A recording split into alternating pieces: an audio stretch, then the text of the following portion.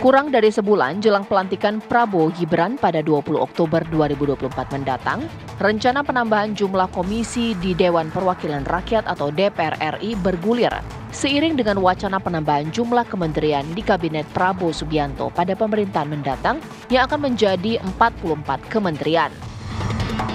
Seperti diketahui, saat ini komisi yang ada di DPR RI sebanyak 11 komisi. Seluruh komisi ini bermitra dengan 34 kementerian dan sejumlah lembaga yang berkorelasi dengan bidang kerjanya masing-masing. Lalu, seberapa efektif penambahan komisi di DPR apabila dikaitkan dengan penambahan jumlah menteri periode 5 tahun mendatang? Akankah hal ini menjadi strategi bagi kursi di parlemen di antara partai koalisi? Lalu, dengan peta politik yang minim oposisi, akankah dalih untuk memperkuat pengawasan itu akan efektif? Tim TV One mengabarkan. Belum selesai mengenai keputusan berapa jumlah kursi di kabinet dari Presiden terpilih Prabowo Subianto, kini kemudian mencuat sebagai bentuk penyesuaian ketika kabinetnya nambah, kemudian mitra kerjanya ini adalah DPR pun juga harus nambah. Penambahan komisi di DPR ini menjadi bahasan saya di Apa Kabar Indonesia Malam. Mungkin pertanyaannya adalah, oke, iya secara simultan pasti akan terjadi, tapi perlu tidak? Apakah akan ada pembengkakan anggaran? Apakah ini sebagai bentuk bagi-bagi kekuasaan? Saya tidak tahu, mari kita bahas di Apa Kabar Indonesia Malam. Di studio TV One sudah hadir pengamat politik kita Bang Ray Rangkuti. Selamat malam, assalamualaikum Bang. Waalaikumsalam warahmatullahi wabarakatuh. Dan juga mewakili PDIP di sini ada Bang Deddy Sitorus dan juga Gerindra ada Bas Habibur Rahman. Saya akan sapa melalui sambungan Zoom sudah ada Bang Ahmad Doli Kurnia mewakili Partai Golkar. Selamat malam, assalamualaikum Bang Doli. Waalaikumsalam, selamat malam. Ya. Curang nih Doli nih. Ya agak jauh di sana ya. Oke, sekarang saya mungkin ke satu-satu dulu nih dari perwakilan partai politik. Mas Habib, setujukah ketika wacana penambahan komisi karena rencananya kabinet ini juga nambah kursinya, begitukah logikanya? Ya menurut saya setuju ya. Di luar apakah kabinet ini bertambah, tapi saya setahun belakangan kan pimpinan komisi juga di 3 ya. Memang mitranya kebanyakan dan jumlah anggota per komisi itu menurut saya terlalu banyak. Jadi menyusun jadwal itu kita repot juga ya. Mitra komisi 3 misalnya ada sekitar 9 sampai 10 kementerian dan lembaga. Nah, itu kita menjadwalkan misalnya pertemuan bidang anggaran itu bisa hampir 3 minggu itu ya. Lalu jumlah anggota itu 54 per komisi. Ya. Itu menurut saya terlalu banyak. Anda bayangkan 54 kalau misalnya dikali bicara 5 menit per orang. Wah. Itu sudah 4,5 jam. Ya. Belum kalau kayak yang bicara misalnya Arteria Dahlan, ya kan ya, kita sering larut nih sebagai pimpinan. Karena pinter anaknya ya, orangnya pinter, ngomongnya menarik, datanya lengkap. Sering kita kasih ekstra tambahan waktu. Bisa 8 menit, 9 menit. Anda bayangkan rapat dengan mitra itu bisa mungkin 8 jaman kalau dengan standar seperti itu. Nah, masalah kita ya memang secara konstitusi kan setiap anggota itu kan sama, punya kesempatan yang sama untuk bicara dan sebetulnya kalau bisa jangan dibatasi dengan waktu. Ya. Nah, itu yang menjadi agak ribet gitu loh. Nah, dengan misalnya nanti ditambah 1 atau 2 komisi, saya pikir ada perampingan jumlah anggota di komisi ya kan, dan perampingan jumlah mitra. Nah, 2 hal tersebut menurut saya pas, apalagi memang ini jika memang ada penambahan kementerian. Ya. Baik, oke. Mas Habib setuju, kalau Bang Deddy seperti apa? Setuju nggak? Ya, saya kira sepanjang itu mendukung kinerja DPR sebagai pembuat undang-undang, pengawas pemerintah, kan gitu. Fungsi budgetingnya, fungsi agregasi artikulasi suara masyarakat, kan itu kita harus lihat dari sisi itu. Belum lagi kita lihat dari sisi efisien dan efektifnya. Apakah dengan menambah jumlah komisi akan membuat dia menjadi lebih efisien, lebih efektif gitu. Apakah dari sisi anggaran akan menjadi lebih efisien misalnya kan. Tapi kesempatan bisa juga digunakan untuk menata kembali mitra masing-masing komisi. Karena sekarang juga masih banyak diskusi di internal kita ya, misalnya penempatan Kementerian Perindustrian di Komisi 7 itu kan kalau dilihat neturnya harusnya ada di Komisi 6. Kemudian soal lingkungan itu lingkungan hidup ya, LHK kan harusnya ada di Komisi 7 misalnya kan, adanya di Komisi 4 gitu kan. Itu harus ditata ulang, artinya efektivitas pengawasan. Lalu kemudian kalau kemudian kaitannya dengan nanti jumlah kementerian yang akan ditambah gitu, nanti kan tinggal dilihat apakah itu merupakan pecahan dari kementerian sebelumnya. Kalau itu merupakan pecahan berarti tidak harus misalnya membutuhkan komisi yang baru, kan gitu nih. Kalau dia sama sekali baru, cocoknya di mana? Tadi Habib sudah bilang bahwa selama ini di setiap komisi itu ada 54 orang. Kalau jumlahnya menjadi lebih banyak komisi, lebih sedikit orang, di satu sisi mungkin memang baik, artinya semua punya kesempatan untuk mengeksplor dalam rapat-rapat di DPR. Tapi juga ada konsekuensi anggaran yang tidak sedikit kalau menurut saya dengan menambah jumlah komisi itu. Karena itu akan bayangkan setiap komisi berapa anggarannya per tahun misalnya gitu. Ini dengan menambah komisi tentu ada konsekuensi budgeting yang nambah untuk yang harus dialokasikan ke masing-masing komisi. Okay. Nah saya kira apapun itu, saya kira dari dua hal itu harus kita lihat. Dari sisi fungsi pengawasannya bagaimana, konsekuensi anggarannya seperti apa. Nah itu yang saya kira nanti harus didalami gitu ya. Tetapi kalau memang kementerian itu benar ditambah sampai 44, ya memang konsekuensinya harus menambah komisi yang ada. Karena kalau ditumpuk dalam komisi-komisi yang sudah ada tentu akan membuatnya menjadi tidak efektif. Karena kita aja misalnya di Komisi 6 itu mitranya mungkin hampir 12 kali ya. Tapi akhirnya kita juga sulit mengalokasikan waktu karena setiap anggota komisi itu kan kebanyakan ya. Rata-rata juga terlibat dalam alat kelengkapan dewan misalnya gitu. Ngurus partai juga gitu, ngurus konstituen juga. Jadi ada memang kecenderungan tidak terlalu efektif dengan banyaknya jumlah anggota di setiap komisi. Kalau Bang Doli seperti apa? Setuju nggak? Ya, saya kira tergantung pendekatan. Makanya saya memberikan dukungan kepada pimpinan DPR yang sekarang sedang membuat kajian. Ya, jadi kajian itu yang paling penting sehingga nanti kita menemukan apa reasoning yang paling tepat sehingga kalau misalnya memang pada akhirnya jumlah komisi itu ditambah. Dan menurut saya memang pendekatannya tadi bagaimana kalaupun terjadi perubahan ya. Jadi kan perubahan itu bisa nambah dan kemudian perubahan itu bisa nanti melihat tugas pokok fungsi dari komisi itu masing-masing ya. Nah, itu yang pertama. Jadi pendekatannya harus apakah memang nanti perubahan itu bisa mendorong terjadinya peningkatan kinerja gitu. Nah, yang kedua memang nanti harus juga dipertimbangkan soal anggaran ya. Apakah memang ini soal efisiensi ya. Apakah dengan anggaran yang nanti akan bertambah dikaitkan dengan soal kinerja yang kita mau inginkan menjadi output itu masih visible apa tidak gitu. Nah, jadi bukan hanya sekedar kita menunggu soal jumlah kementerian berapa gitu. Nah, yang berikutnya adalah memang ini tidak bisa segera diputuskan kalau kita tidak tahu.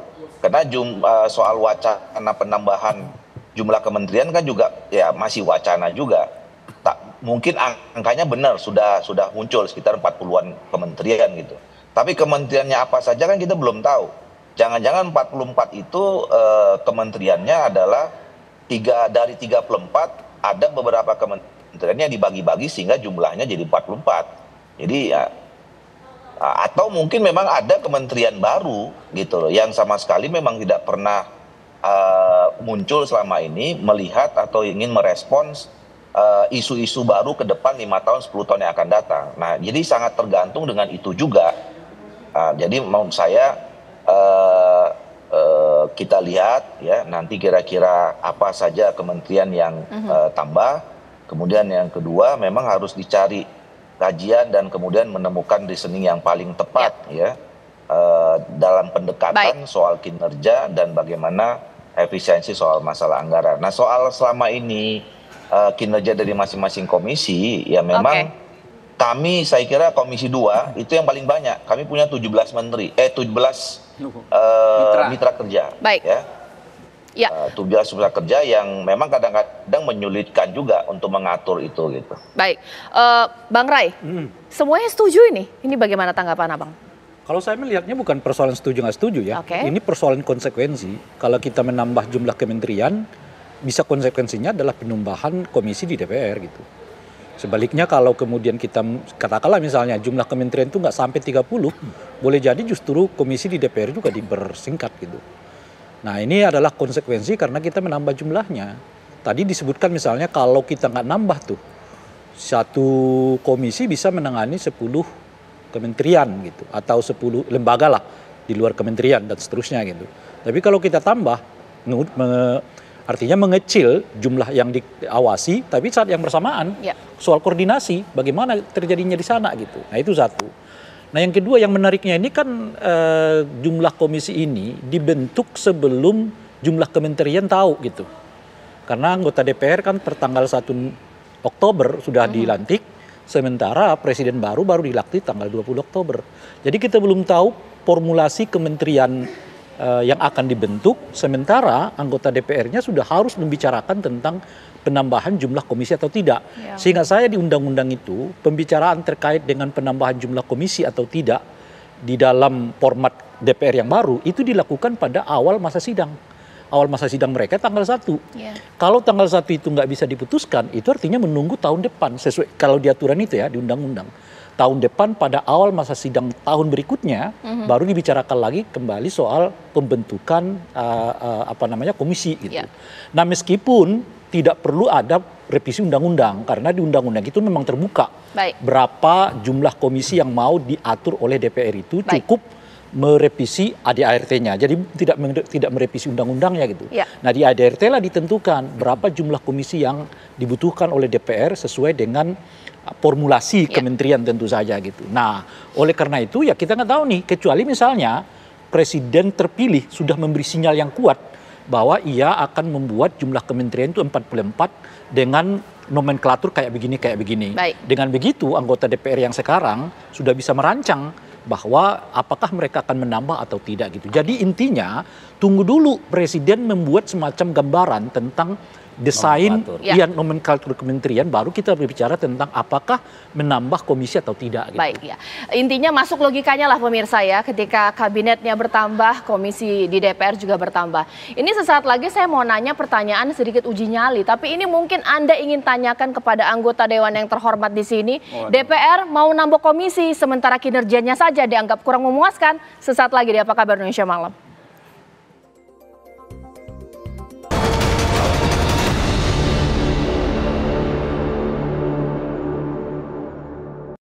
Bukan untuk mengecilkan kinerja anggota Dewan kita, tapi begitulah Bang Deddy Sitorus, ada anggapan DPR ini masih belum memuaskan masyarakat kinerjanya, mau nambah komisi lagi. Bang Deddy.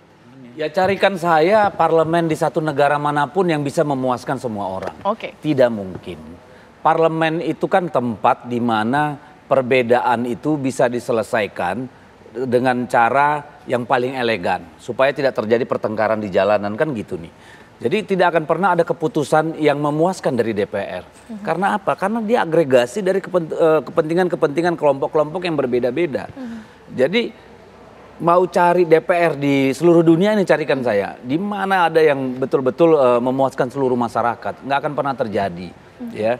Karena kalau DPR-nya memuaskan masyarakat itu either negara yang sudah sangat consolidated, mungkin kayak New Zealand gitu ya, Norway atau apa gitu. Tapi kita perlu waktu yang panjang.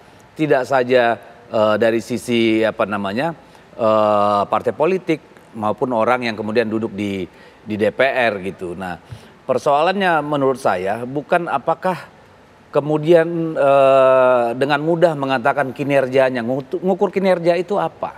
Karena orang sering membayangkan bahwa DPR itu kerjanya sama kayak eksekutif. Misalnya kan, selalu pertanyakan sudah bangun apa di dapilmu loh. Memangnya anggota DPR bisa bangun, kan nggak punya anggaran. Yang punya anggaran kan eksekutif gitu. Ini kan pandangan masyarakat yang kadang-kadang aneh gitu. Nah misalnya kalau dalam kejadian misalnya selama Jokowi ini, kalau ada yang kritik Pak Jokowi, wah dihajar tuh rame-rame, ya dibully rame-rame.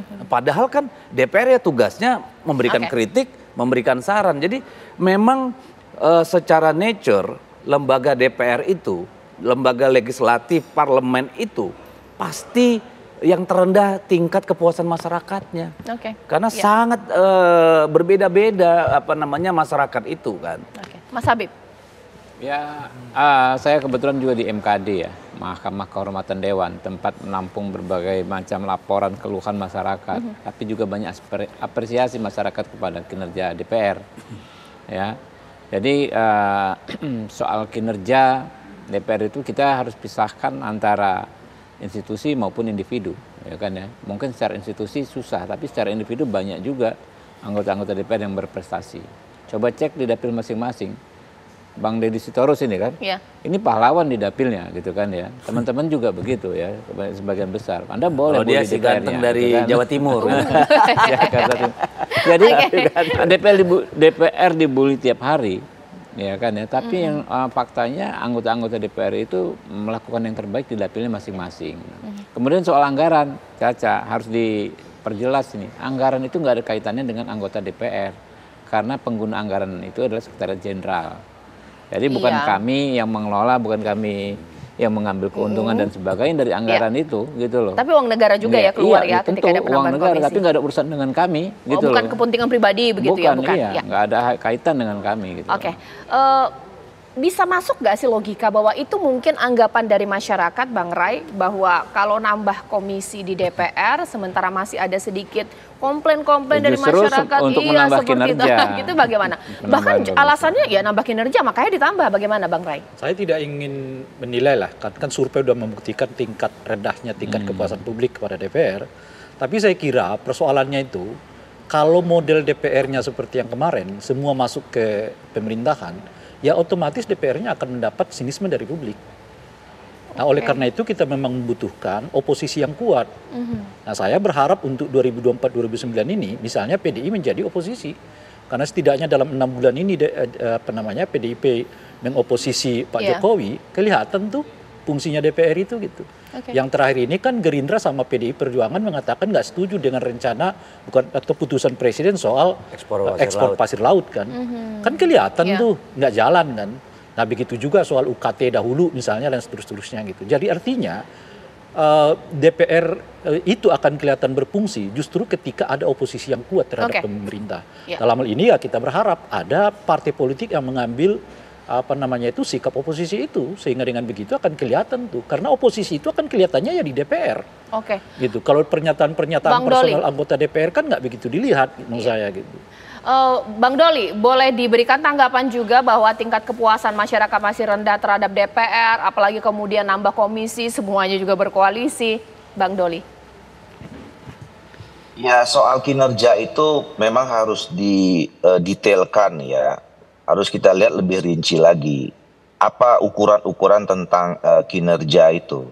Dan kalau misalnya ya yang dihitung ada hal-hal atau banyak masalah yang kelihatan belum selesai. Ya memang DPR, legislatif gitu ya, parlemen itu tempatnya banyak masalah gitu. Jadi dan kalaupun hari ini masalah ada 5 selesai, itu kemudian pasti ada 50 masalah baru yang muncul gitu. Dan memang tugasnya DPR menyelesaikan masalah itu yang tidak akan pernah selesai selama bangsa dan negara ini masih terus membangun gitu. Nah, tapi kalau kita lihat ya per individu atau kemudian per AKD gitu ya, itu bisa dicek juga sejauh mana sebetulnya anggota-anggota DPR baik secara individu maupun kelembagaan bekerja atau tidak ya. Saya bisa mengatakan selama 5 tahun ini saya kira banyak sekali anggota DPR yang memang sungguh-sungguh serius melakukan pekerjaannya sebagai seorang anggota DPR ya. Baik itu untuk dapilnya, baik itu untuk bekerja di dalam tugasnya di AKD gitu ya. Ataupun juga kemudian menyerap aspirasi umum dan kemudian menyuarakannya. Nah apalagi kan memang parlemen itu namanya juga parlemen, the parle gitu ya. Memang tugasnya membicarakan, menyampaikan pesan-pesan masyarakat itu. Nah jadi saya kira kalau ukuran kinerja itu dianggap apakah masalah nggak selesai-selesai, memang tugasnya menerima masalah dan menyelesaikan masalah yang pasti akan menimbulkan masalah baru gitu.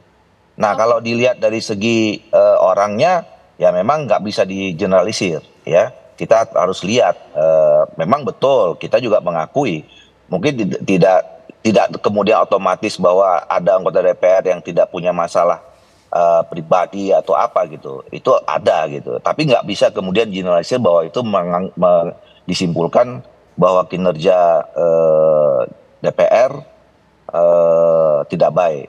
Tapi buat saya ya bagus saja tanggapan-tanggapan kemudian hasil survei itu akhirnya memotivasi lembaga DPR, anggota-anggota DPR ini untuk tambah serius bekerja, ya, untuk tambah serius meningkatkan kinerjanya dari hari ke hari. Oke, kalau Mas Habib sendiri, jikalau memang nanti ada penambahan komisi, apakah perlu dikuatkan dengan AD Undang-Undang MD3 atau bagaimana logikanya, Bang? Boleh dijelaskan? Kalau MD3 menurut saya enggak ya. Di MD3 tuh masalahnya itu cuman memang di yang ada saat ini 575. Iya. Tapi padahal sudah nambah 5 orang menjadi 580. Hanya pasal itu yang memang perlu penyesuaian menurut saya. Tapi soal jumlah komisi, jumlah AKD itu tidak diatur secara detail di dalam Undang-Undang MD3. Paling ditatip tata tertib DPR mungkin itu bisa disesuaikan. Ya, oke. Nah, kalau untuk Bang Deddy sendiri, nah dengan adanya penambahan kursi nanti di komisi atau penambahan komisi di DPR, nanti kemudian siapa akan mengepalai nantinya? Ketika kita juga saat ini begitu ruwet dengan wacana yang nanti akan menjadi pemimpin dalam DPR ini, apakah partai pemenang legislatif atau bagaimana?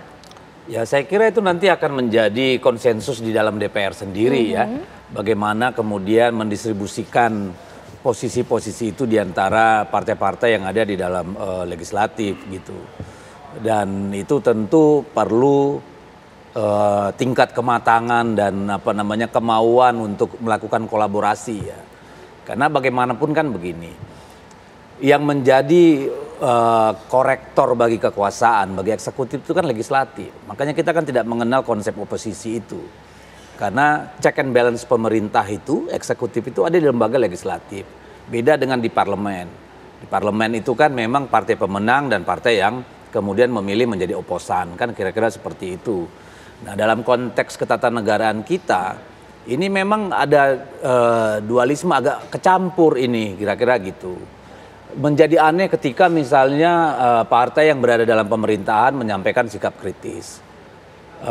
Sebaliknya, kalau mendukung terus-menerus juga mendapat celaan dari masyarakat. Saya kira itu tergantung komitmen kedua belah pihak antara fungsi di kekuasaan eksekutif dengan fungsi di lembaga legislatif.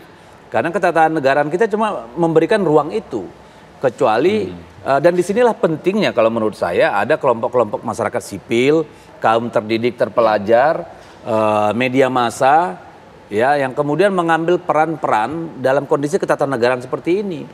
Tetapi bagi partai seperti PDI Perjuangan juga, ya kalau dilihat track recordnya kan sama. Kami itu bahkan ketika saat Ibu Megawati menjadi presiden, itu memprotes 3 hal. Kenaikan harga BBM, impor beras, dan undang-undang penanaman modal asing. Dan itu disampaikan oleh pimpinan fraksi kita langsung kepada Ibu Megawati sebagai presiden. Dan di DPR kita menyuarakan penolakan gitu. Itu tergantung kedewasaan politik kalau menurut saya gitu. Yeah.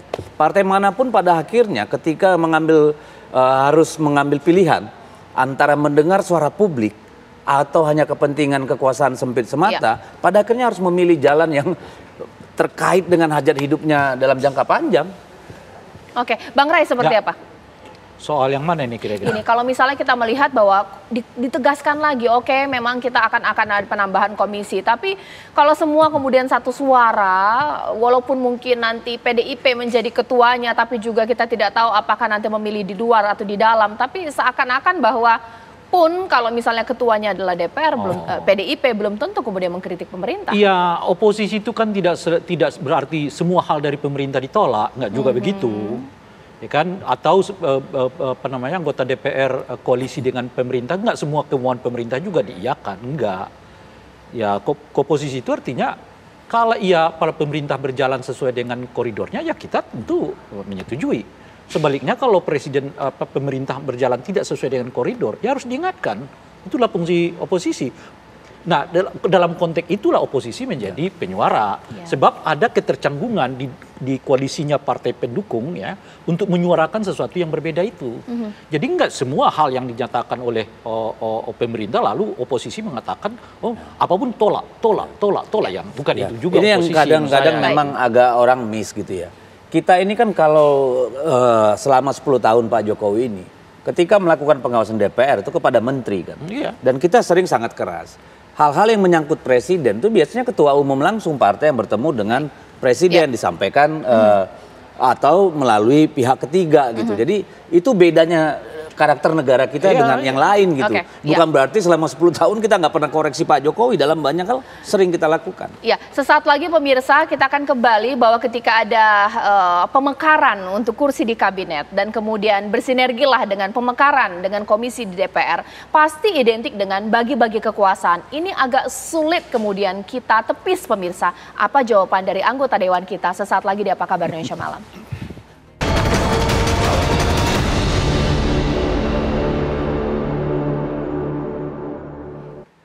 Memang agak sulit ya menepis anggapan stigma dari masyarakat ketika ada pembengkakan, pemekaran, pasti bagi-bagi jabatan. Bang Doli boleh menjawab ketika nanti ada penambahan komisi, bagaimana menjelaskan kepada masyarakat bahwa ini bukan untuk bagi-bagi kekuasaan. Bang Doli masih belum tersambung, mungkin saya ke Mas Habib terlebih dahulu. Ya, perlu dibedakan ya jabatan di eksekutif dengan di legislatif. Kalau di legislatif itu pada intinya kekuasaan itu terdistribusi secara equal terhadap seluruh anggota.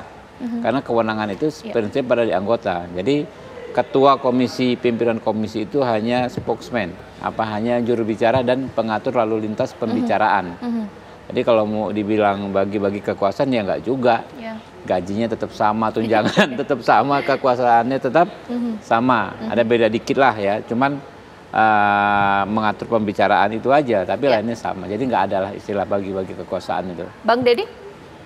Ya posisi kan memang harus dibagi. Kalau nggak dibagi kan akan memicu ketidakpuasan kan. Karena lembaga DPR ini kan lembaga guyup Mbak.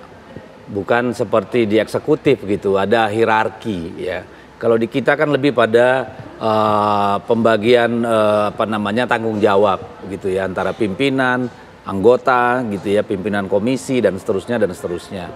Ya yang namanya parlemen memang harus begitu.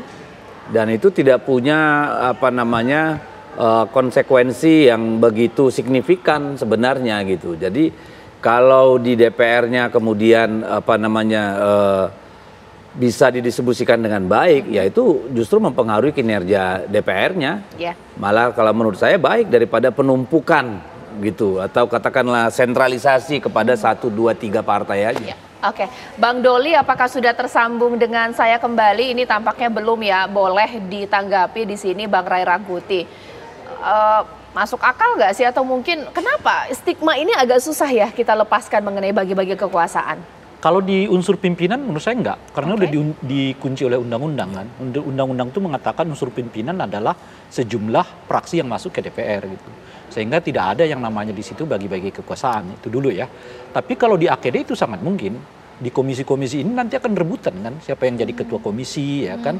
Nah ketua komisi itu mau dikatakan bahwa ini macam-macam, tapi bagi partai-partai tertentu itu penting. Prestisius. Nah oleh karena itu ya pada tingkat tertentu mungkin mereka akan berlomba-lomba, kita akan dapat di sini macam-macam dan sebagainya gitu. Tapi jangan lupa ini kan akan ada revisi undang-undang MD3. Pintu masuknya itu melalui pasal tentang jumlah anggota DPR kan.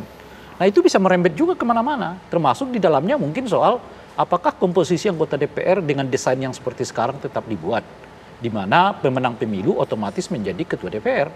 Jangan-jangan ada yang nyentil juga, jangan begitu dong, kocok ulang kata dia. Bisa juga gitu ya, karena tidak ada jaminan kalau kemudian misalnya satu pasal mau kita buka, itu tidak bahwa hanya satu pasal itu yang mau kita bahas, nggak ada jaminan itu tidak akan melebar kemana-mana gitu. Jadi ya harus kita perhatikan betul, jangan-jangan pintu tentang perubahan jumlah anggota DPR itu dengan sendirinya akan mengimbas ke komposisi yang lain. Mas Habib, ini kan koalisinya Pak Prabowo ini kan gemuk ya. Dengan besar, adanya penambahan besar dengan adanya penambahan komisi sehingga kemudian bagaimana jika ada anggapan nggak dapat kursi menteri, ya ketua komisi. Seperti apa ini? Ya silahkan kalau orang apa yang beranggapan ya, berasumsi dan lain sebagainya. Cuma saya perlu jelaskan tadi ya, di DPR itu anggota biasa juga nggak ada masalah karena punya hak yang sama, punya kewajiban yang sama, punya wewenang yang sama dengan ketua ya, dengan pimpinan AKD. Jadi tidak bisa, tidak pas kalau membandingkan jabatan ketua di AKD, di komisi dengan misalnya pimpinan lembaga, pimpinan kementerian. Itu sangat tidak apple to apple. Kalau Bang Deddy seperti apa?